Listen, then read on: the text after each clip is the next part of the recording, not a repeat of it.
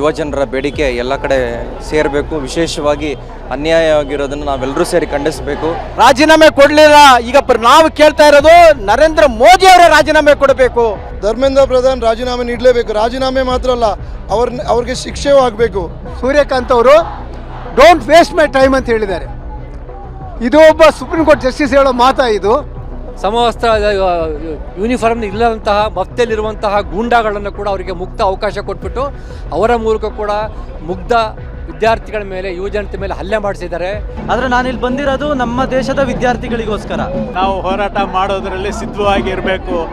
ನಾವು ಇಲ್ಲಿಗಲ್ ಏನು ಕೇಳೋದಿಲ್ಲ, ಲೀಗಲ್ ಆಗಿ ಕೇಳ್ತಾ ಇದ್ದೀವಿ. ತುಂಬ ಜನ ಸುತ್ತೋದ್ರು ಕೂಡ ಯಾಕೆ ತಲೆ ಕೆಡಿಸ್ಕೊಂಡ್ರೆ ಸಾಯ್ಲಿ ಬಿಡಿ, ಎಲ್ಲ ಕೆಳವರ್ಗದ ಮಕ್ಕಳೇ ಸಾಯ್ತಿದಾರಲ್ಲ, ನಮ್ಗೇನು ಪ್ರಶ್ನೆ ಇದೆ ಅನ್ನೋ ಭಾಗವಹಿಸಿರುವ ಅವರಲ್ಲಿ ಇದೆ. ವಿದ್ಯಾರ್ಥಿಗಳಿಗೂ ಶಾಂತಿ ಇಲ್ಲ, ಪೋಷಕರಿಗೂ ಶಾಂತಿ ಇಲ್ಲ, ಎಲ್ರಿಗೂ ಕೂಡ ಒಂದು ದುಃಖಕ್ಕೆ ತಳ್ತಾ ಇದೆ. ನಾನು ಏನು ಹೇಳಬೇಕು ಅಂದರೆ, ಈಗ ಎಷ್ಟೊಂದು ಜನ ಈಗ ಪ್ರೊಟೆಸ್ಟಿಗೆ ಬಂದಿದ್ದೀನಿ ಅಂದರೆ ನನಗೆ ಆ್ಯಂಟಿ ನ್ಯಾಷನಲ್ ಅಂತ ಹೇಳ್ಬೋದು. ಆದರೆ ನಾನಿಲ್ಲಿ ಬಂದಿರೋದು ನಮ್ಮ ದೇಶದ ವಿದ್ಯಾರ್ಥಿಗಳಿಗೋಸ್ಕರ. ಎಷ್ಟೊಂದು ಜನ ನನಗೆ ಇಲ್ಲಿವರೆಗೂ ಆ್ಯಂಟಿ ನ್ಯಾಷನಲ್ ಅಂದಿದ್ದೀರಲ್ಲ, ಅವರೆಲ್ಲರೂ ಒಂದ್ಸಲ ಕೇಳಿಸ್ಕೊಳ್ಳಿ. ನೀವೆಲ್ಲ ಒಂದು ಪಾರ್ಟಿಗೆ ಸಪೋರ್ಟ್ ಮಾಡ್ತೀರಾ, ಒಂದು BJP ಅಥವಾ ಕಾಂಗ್ರೆಸ್ಸೋ JDS ಯಾವುದಕ್ಕಾದರೂ ಮಾಡ್ತೀರಾ. ಅದೆಲ್ಲ ಪಾರ್ಟಿಲೂ 50% ಜನ ಕ್ರಿಮಿನಲ್ಸೇ ಇರೋದು. ಹಂಗಂದ್ರೆ ನೀವು ಕ್ರೈಮಿಗೆ ಸಪೋರ್ಟ್ ಮಾಡ್ತಾ ಇದ್ದೀರಿ ಅಂತನಾ? ನೀವು BJP ಸಪೋರ್ಟರ್ ಅಂದರೆ ಕ್ರೈಮಿಗೆ ಸಪೋರ್ಟಾ? ಪ್ರಜ್ವಲ್ ರೇವಣ್ಣಗೆ ಸಪೋರ್ಟಾ? ಅವ್ನು ಕುಲ್ದೀಪ್ ಸೆಂಗರಿಗೆ ಸಪೋರ್ಟಾ? ಇಲ್ಲ ತಾನೇ? ನೀವು ನಿಮ್ಮ ಕ್ಯಾಂಡಿಡೇಟು ಅಥವಾ ನರೇಂದ್ರ ಮೋದಿನೋ ರಾಹುಲ್ ಗಾಂಧಿನೋ ಮುಖ ನೋಡ್ಕೊಂಡು ಸಪೋರ್ಟ್ ಮಾಡ್ತೀರಾ. ಅದೇ ಥರ ಇಲ್ಲಿ ವಿದ್ಯಾರ್ಥಿಗಳಿಗೆ ಅಂತ ಸಪೋರ್ಟ್ ಮಾಡಿ. ಯಾರೋ ಒಬ್ಬರು ಪ್ರೊಟೆಸ್ಟಿಗೆ ಹೋದ್ರು ಅಂದ ತಕ್ಷಣ ಆ್ಯಂಟಿ ನ್ಯಾಷನಲ್ಲು, ಇನ್ನೊಬ್ಬ ಬಂದ ಅಂದ ತಕ್ಷಣ ಟೆರರಿಸ್ಟು, ಅಲ್ಲಿರೋರೆಲ್ಲ ಪಾಕಿಸ್ತಾನಕ್ಕೆ ಹೋಗಬೇಕು, ಈ ಥರ ಏನಕ್ಕೆ ಹೇಳ್ತೀರಾ? ಅನ್ಯಾಯ ಆಗಿದೆ ಅಂದರೆ ಅನ್ಯಾಯ ಅಂತ ಹೇಳಿ, ಸ್ವಲ್ಪ ಬೆನ್ನು ಮೂಳೆ ಬೆಳೆಸ್ಕೊಳ್ಳಿ. ನಾನು Shabbir brigade, Beary central committee Bengaluru, ಇದರ ಅಧ್ಯಕ್ಷ. ಹಲವಾರು ವಿದ್ಯಾರ್ಥಿಗಳ ಸಾವಿಗೆ ಕಾರಣ ಆದ ಈ ನೀಟ್ ಪೇಪರ್ ಲೀಕ್, ಇದರ ಪ್ರತಿಭಟನೆಗೆ ನಾವು ಬ್ಯಾರಿ ಸೆಂಟ್ರಲ್ ಕಮಿಟಿಯಿಂದ ನಿರಂತರ 5 ದಿನಗಳು ನಾವು ಇವರ ಬೆಂಬಲ ನೀಡುತ್ತಾ ಬಂದಿದ್ದೇವೆ. ಈ ಒಂದು ನೀಟ್ ಪೇಪರ್ ಲೀಕ್ ಏನಿದೆ, ಇದು ಒಂದು ಕ್ರೂರ ಕೃತ್ಯ ಆಗಿದೆ ಕೇಂದ್ರ ಸರ್ಕಾರದಿಂದ. ಈ ಒಂದು ಕೃತ್ಯಕ್ಕೆ ನಮ್ಮ ಈ ಪ್ರತಿಭಟನೆ ನಾವು ಬೆಂಬಲ ನೀಡುತ್ತಾ ಬಂದಿರ್ತೇವೆ, ಮುಂದೆಯೂ ಬೆಂಬಲ ನೀಡುತ್ತೇವೆ. ವಿದ್ಯಾರ್ಥಿಗಳ ಜೊತೆ ಶಾಂತಿಯುತ ಪ್ರತಿಭಟನೆಗೆ ನಮ್ಮ ಸಂಘಟನೆ ಯಾವತ್ತೂ ಬೆಂಬಲವನ್ನು ನೀಡುತ್ತೆ ಅಂತ ಹೇಳ್ತಾ ಇದ್ದೇನೆ. ಧರ್ಮೇಂದ್ರ ಪ್ರಧಾನ್ ರಾಜೀನಾಮೆ ನೀಡಲೇಬೇಕು. ರಾಜೀನಾಮೆ ಮಾತ್ರ ಅಲ್ಲ, ಅವ್ರಿಗೆ ಶಿಕ್ಷೆಯೂ ಆಗಬೇಕು. ಯಾಕೆಂದರೆ ಇದು ಯಾವುದೇ ಕಾರಣಕ್ಕೆ ಸೂಸೈಡ್ ಅಲ್ಲ, ಇದು ಮರ್ಡರ್. ಇವರು ಕೇಂದ್ರದಿಂದ ಮಾಡಿದಂಥ ಈ ಒಂದು ಪೇಪರ್ ಲೀಕ್ ಕಾರಣಕ್ಕೆ ಈ ಸ್ಟೂಡೆಂಟ್ಗಳಾದಂಥ ಇದು ಮರ್ಡರ್ ಆಗಿದೆ. ಅದಕ್ಕೋಸ್ಕರ ಅವರು 100% ಅವ್ರು ರಿಸೈನ್ ಮಾಡೋದಲ್ಲ, ಅವ್ರಿಗೆ ಶಿಕ್ಷೆನೂ ಆಗಬೇಕು. ಪ್ರಧಾನಿ ಅವರು ಬಾಯಿ ತೆಗ್ದಿಲ್ಲ ಅಂತ ಹೇಳಿದ್ವಲ್ಲ, ಪ್ರಧಾನಿ ಅವರು ಬಾಯಿ ತೆಗೆದರು. ಏನಂತ ಹೇಳಿದ್ರು? ಈ ನೀಟ್ ಸಂಬಂಧವಾಗಿ ಏನೆಲ್ಲ ಆಗಿದೆಯೋ ಅದ್ರ ಬಗ್ಗೆ ತನಿಖೆ ಮಾಡಲಿಕ್ಕೆ ಸ್ಪೆಷಲ್ ಕೋರ್ಟ್ ಇಡ್ತೀವಿ, ಸ್ಪೀಡಿ ಡಿಸ್ಪೋಸಲ್ ಮಾಡ್ತೀವಿ ಅಂತ ಹೇಳಿದ್ದಾರೆ. ಮೋದಿ ಅವರೇ 1992ರಲ್ಲಿ ಬಾಬರಿ ಮಸೀದಿ ಹೊಡೆದ್ರಲ್ಲ, ಹೊಡೆಯೋಕ್ಕೆ ಮೊದಲು ಕಲ್ಯಾಣ್ ಸಿಂಗು ಅಲಹಾಬಾದ್ ಹೈಕೋರ್ಟಲ್ಲಿ ಅಫಿಡವಿಟ್ ಫೈಲ್ ಮಾಡಿದ್ರು. ಏನಂತ ಹೇಳಿದ್ರು? ಯಾವುದೇ ಕಾರಣಕ್ಕೆ ಮಸೀದಿ ಡ್ಯಾಮೇಜ್ ಆಗಲ್ಲ ಅಂದ್ಬಿಟ್ಟು. ಡ್ಯಾಮೇಜ್ ಹೊಡೆದ್ರಲ್ಲ, ಅವನ ಮೇಲೆಲ್ಲ ಕೇಸ್ ಹಾಕಿದ್ರಲ್ಲ, ಆ ಕೇಸ್ ಏನಾಯಿತು? ಕೋರ್ಟ್ ಏನಾಯಿತು? ಮೋದಿ ಗೊತ್ತಿದೆ ಇದು ಕೋರ್ಟ್ ಅಂದ್ಬಿಟ್ಟು. ಅದು ಬಿಡಿ, 92 ಬಿಡಿ. ನಿನ್ನೆ ಒಬ್ಬ ಅಡ್ವೊಕೇಟು ಸುಪ್ರೀಂ ಕೋರ್ಟಲ್ಲಿ ಹೋಗ್ಬಿಟ್ಟು ಜಂತರ್ ಮಂತರಲ್ಲಿ ಪೊಲೀಸ್ ಅವರು ಅನ್ಯಾಯ ಮಾಡಿರೋದ್ರ ಬಗ್ಗೆ ಹೇಳಿದ್ದಾರೆ. ಅದಕ್ಕೆ ಚೀಫ್ ಜಸ್ಟಿಸ್ ಏನು ಹೇಳಿದ್ದಾರೆ? ಸೂರ್ಯಕಾಂತ್ ಅವರು ಡೋಂಟ್ ವೇಸ್ಟ್ ಮೈ ಟೈಮ್ ಅಂತ ಹೇಳಿದ್ದಾರೆ. ಇದು ಒಬ್ಬ ಸುಪ್ರೀಂ ಕೋರ್ಟ್ ಜಸ್ಟಿಸ್ ಹೇಳೋ ಮಾತಾ ಇದು? ಅವ್ರು ಹೇಳ್ತಾ ಇದ್ದಾರೆ ಸುಮೋಟೋ ತಗೊಳ್ಳಿ ಅಂತ. ಸುಮೋಟೋ ಬೇಡ, at least some advocate has come and appear before your honourable court. ಇಂಥ ಕೋರ್ಟ್ನ ನಂಬ್ಕೊಂಡು ನಾವು ಏನು ಮಾಡೋಕ್ಕಾಗಲ್ಲ. ಅದಕ್ಕೆ ಮೋದಿ ಅವರು ಹೇಳಿದ್ದು, ನಾ ಕೋರ್ಟ್ ಸೆಟ್ ಮಾಡ್ತೀನಿ ಅಂದ್ಬಿಟ್ಟು. ಕೋರ್ಟ್ ಸೆಟಪ್ ಮಾಡ್ತಾರೆ, ಏನು ಮಾಡ್ತಾರೆ ಹೇಳಿ? ಎಲ್ಲ ಅವರವರೇ ನೇಮಕ ಮಾಡ್ತಾರೆ. ಖಂಡಿತ ಯಾರು ತಪ್ಪು ಮಾಡಿದ್ರೋ ಅವ್ರಿಗೆ ಶಿಕ್ಷೆ ಆಗಲ್ಲ. ಇದು ಇವತ್ತೇ ನಾನು ಹೇಳ್ತೀನಿ. ಇದರಿಂದ ನಮಗೇನು ಪ್ರಯೋಜನ ಆಗಲ್ಲ. It is only I wash. ಕೇಂದ್ರ ಸರ್ಕಾರದ ಮೋದಿ ನೇತೃತ್ವದ ಕೇಂದ್ರ ಸರ್ಕಾರದ ನೀತಿಗಳ ವಿರುದ್ಧ, ಅದರಲ್ಲಿಯೂ ಈಗ ಸದ್ಯಕ್ಕೆ ನೀಟ್ ಹಗರಣ ಮತ್ತು ಅದಕ್ಕೆ ಜವಾಬ್ದಾರಿಯಾಗಿ ಧರ್ಮೇಂದ್ರ ಪ್ರಧಾನ್ ಅವರ ರಾಜೀನಾಮೆ ಒತ್ತಾಯಿಸಿಬಿಟ್ಟು ದೆಹಲಿಯ ಜಂತರ್ ಮಂತರ್ನಲ್ಲಿ CJP ಪಕ್ಷ ಕಳೆದ 1 ತಿಂಗಳಿಂದ ಪ್ರತಿಭಟನೆ ಮಾಡ್ತಾ ಇದ್ದಾರೆ. 20ನೇ ತಾರೀಕು ಸಂಸತ್ ಚಲೋ ಎನ್ನುವ ದೊಡ್ಡ ಮಟ್ಟದ ಜಾಥಾ ಹಮ್ಮಿಕೊಂಡಿದ್ದನ್ನು ಕೂಡ ನಾವು ನೋಡಿದ್ದೀವಿ. ಸುಮಾರು 1.5 ಲಕ್ಷ ಯುವಜನತೆ ಅದರಲ್ಲಿ ಭಾಗವಹಿಸಿದ್ದಾರೆ. ಆದರೆ ದೆಹಲಿ ಪೊಲೀಸರು ಅತ್ಯಂತ ಅಮಾನವೀಯತೆಯಿಂದ ದೌರ್ಜನ್ಯ ಮಾಡಿ ಹಲ್ಲೆ ಮಾಡಿದ್ದಾರೆ. ತಲೆಗೆ, ಕೈಗೆ, ಬೆನ್ನಿಗೆ, ಕಾಲಿಗೆ ಏಟು ಕೊಟ್ಬಿಟ್ಟು ಮಾರಣಾಂತಿಕ ಹಲ್ಲೆ ಮಾಡಿದ್ದಾರೆ. ಯಾವುದೇ ಪ್ರಚೋದನೆ ಇಲ್ದೇ ಶಾಂತಿಯುತವಾಗಿ ನಡೆಸ್ತಿದ್ದ ಪ್ರತಿಭಟನೆ ಮಾಡ್ತಿದ್ರು ಕೂಡ ಯಾವುದೇ ಪ್ರಚೋದನೆ ಇಲ್ದೇ ಹಲ್ಲೆ ಮಾಡಿದ್ದಾರೆ.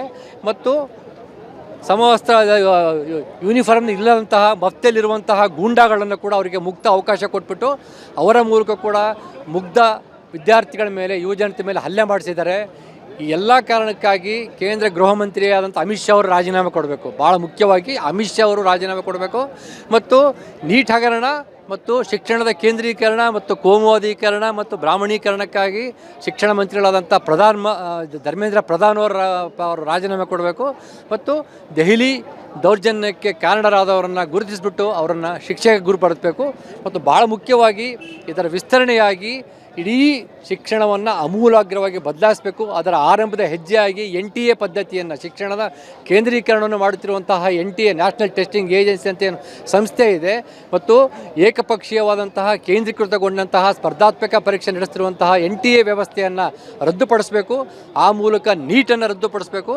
ಮತ್ತು ಶಿಕ್ಷಣ ಸಮವರ್ತಿ ಪಟ್ಟಿಯಲ್ಲಿ ಬರುವುದರಿಂದ ಈ ನೀಟನ್ನು ರದ್ದುಪಡಿಸ್ಬಿಟ್ಟು ವೈದ್ಯಕೀಯ ಪ್ರವೇಶಕ್ಕೆ CETಗೆ ಜವಾಬ್ದಾರಿಯನ್ನು ವಹಿಸಬೇಕು ಅಂತ ನಾವು ಈ ಮೂಲಕ ಒತ್ತಾಯಿಸ್ತಾ ಇದ್ದೀವಿ. ದೇಶದಲ್ಲಿ ಅತ್ಯಂತ ದುರ್ದೈವ ದಿನಗಳು ಬಂದಿದೆ. ಇವತ್ತು ವಿದ್ಯಾರ್ಥಿಗಳು ಕನಿಷ್ಠ 23 ಜನ ಮೆಡಿಕಲ್ ವಿದ್ಯಾರ್ಥಿಗಳು ಸಾಯ್ತಾ ಇದ್ದಾರೆ ಅಂದರೂ ಕೂಡ ಕೇಂದ್ರ ಸರ್ಕಾರ ಇದುವರೆಗೂ ಕೂಡ ಎಚ್ಚೆತ್ತುಕೊಳ್ಳದೆ ಏನೇನು ನ್ಯಾಯ ಒದಗಿಸಿದರೆ ಅತ್ಯಂತ ದುರಂತರ.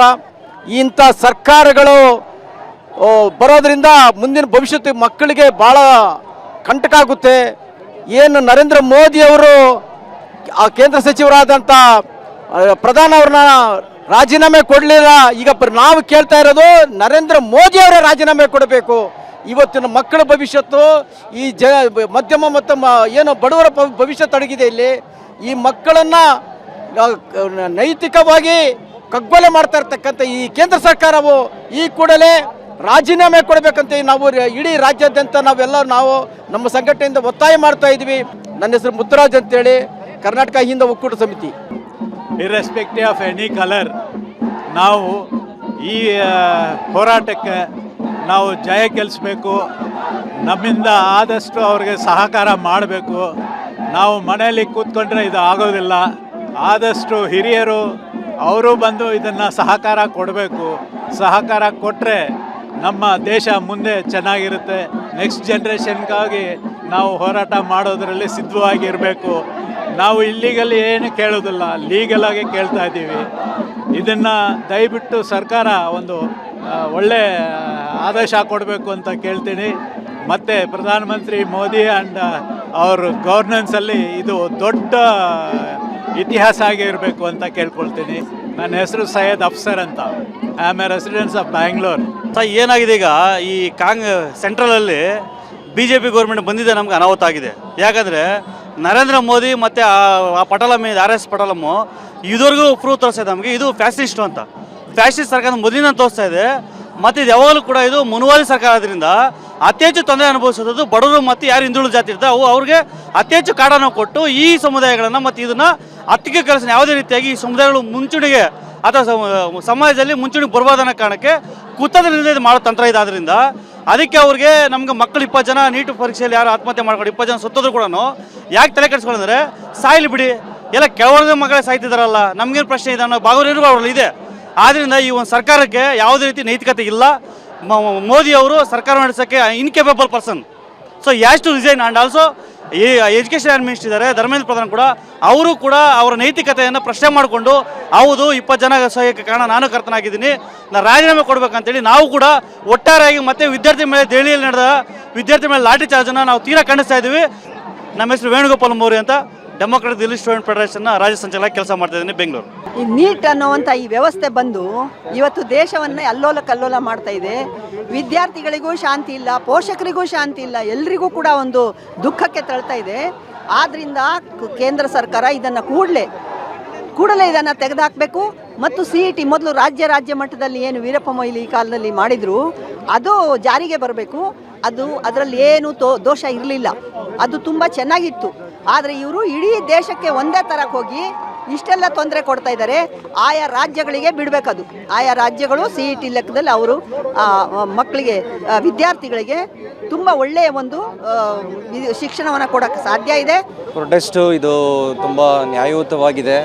ಯುವಜನರ ಬೇಡಿಕೆ ಎಲ್ಲ ಕಡೆ ಸೇರಬೇಕು. ವಿಶೇಷವಾಗಿ ಅನ್ಯಾಯ ಆಗಿರೋದನ್ನು ನಾವೆಲ್ಲರೂ ಸೇರಿ ಖಂಡಿಸಬೇಕು.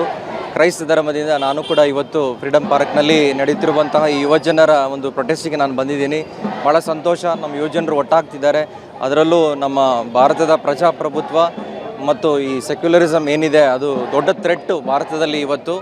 ಅದಕ್ಕೋಸ್ಕರ ಎಲ್ಲರೂ ಈ ರೀತಿಯಾದಂತಹ ಒಂದು ಪ್ರತಿಭಟನೆಯಲ್ಲಿ ಪಾಲ್ಗೊಂಡಿರೋದು ಒಂದು ಒಳ್ಳೆಯ ವಿಷಯ. ಸರ್ಕಾರ ಕಣ್ಬಿಟ್ಟು ನೋಡಬೇಕು. ಅನ್ಯಾಯಗಳನ್ನು ಅವರು ಖಂಡಿಸಿ ಅವರು ಕೂಡ ಎಲ್ಲ ಒಂದು ಯುವಜನರಿಗೆ ಅವರು ಸಹಾಯ ಮಾಡಬೇಕು, ಸಹಕಾರ ಮಾಡಬೇಕು ಅಂತ ನಾನು ಕೇಳ್ಕೊಳ್ತೀನಿ. ಫಾದರ್ ವಿನಯ್ ಅಂತ.